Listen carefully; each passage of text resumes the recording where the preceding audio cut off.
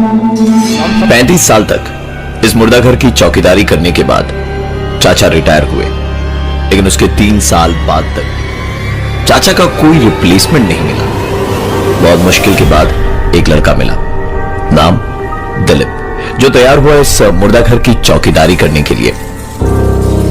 Job handover करते वक्त चाचा ने उससे कहा कि यहां जो दिखाई और सुनाई देता है वो सच नहीं है। अंदर से कई तरह की आवाजें सुनाई दे सकती है, पर तुम बस अपना काम करते जाना और इनकी तरफ ध्यान बिल्कुल मत देना। आज काम पर दिलीप की पहली रात थी। रात करीबन 2 बजे तक वो जाग रहा था और उसके बाद उसे नींद आने लगी। आधी नींद में उसने एक आवाज सुनी। आंख खुली तो चारों तरफ सन्नाटा था। आधी नींद में उसने वो आवाज सुनी थी, इसलिए अपना वहम मानकर वो वापस सोने की कोशिश कर ही रहा था कि वो आवाज दोबारा उसने सुनी। आवाज मुर्दा घर के अंदर से आई थी। हिम्मत कर उसने मुर्दा घर का दरवाजा खोला। अंदर एसी चल रहा था, पूरा माहौल शांत था। दबे कदमों से वो अंदर की ओर बढ़ रहा था कि तभी उसकी नजर एक खुले ड्रॉर पर पड़ी। आगे बढ़कर देखा तो ड्रॉर में एक लाश पड़ी थी।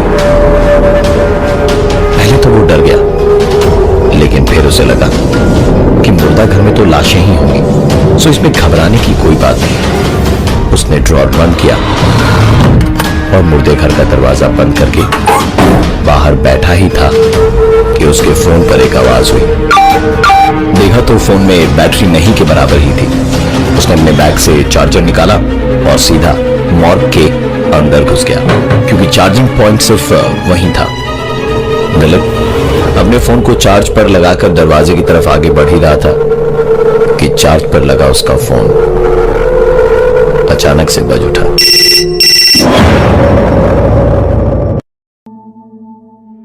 चाचा मुर्दा घर की चौकीदारी करते थे। रिटायर होने के 3 साल बाद उनका रिप्लेसमेंट मिला, दिलीप।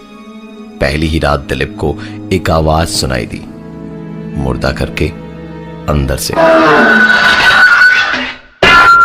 अंदर गया तो लाश की एक ड्रॉर खुली पड़ी थी। उसे बंद किया और अपने फोन को चार्ज पर जैसे ही लगाया कि उसके फोन की घंटी ने मुर्दा घर की शांति को तोड़ दिया।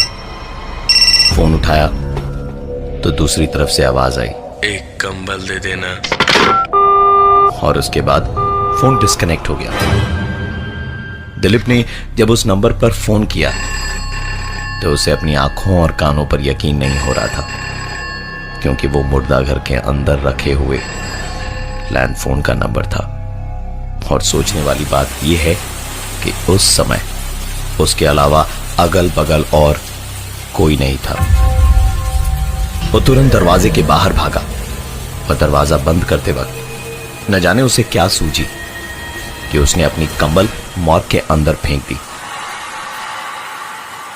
पूरी रात इसके बाद और कोई घटना नहीं घटी। सुबह जब उसने दरवाजा खोला तो कंबल दरवाजे के ठीक सामने ही पड़ी थी, पर वैसे नहीं जैसे उसने कल रात को फेंकी थी। कंबल समेट कर रखी हुई थी। अगली रात दिलीप जब काम पर गया तो उसने दरवाजा खोलकर कंबल अंदर फेंक दी और सोने चला गया। ये उसका डेली का रूटीन बन गया था। यहां काम करते हुए उसे करीबन 2 महीने हो गए थे। आज की रात उसने फिर से वही आवाज सुनी जो उसने पहले दिन सुनी थी। दरवाजा खोलकर उसने अंदर कदम रखा। सामने एक ड्रॉर खुला पड़ा था। उसने ड्रॉर को बंद किया और बंद करते वक्त उसने गौर से सुना तो ठीक उसके पीछे से उसे एक आवाज सुनाई दे रही थी। वो आवाज सुनकर लग रहा था जैसे कोई वॉकिंग स्टिक को लेकर चल रहा हो। ये आवाज एकाएक बंद हुई और शुरू हुई दूसरी एक आवाज। पॉकेट में पड़ा दिलीप का फोन बज उठा। नंबर मॉर्ग का ही था। उठाने पर दूसरी तरफ से आवाज आई, थोड़ा पानी भी दे दो।